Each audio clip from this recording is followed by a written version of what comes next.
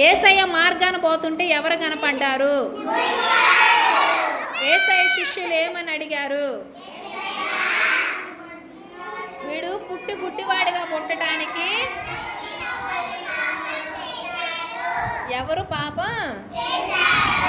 వీడా?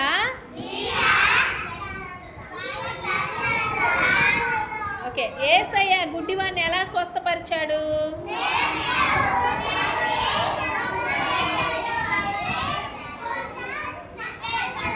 నేల మీద ఉమ్ము వేసి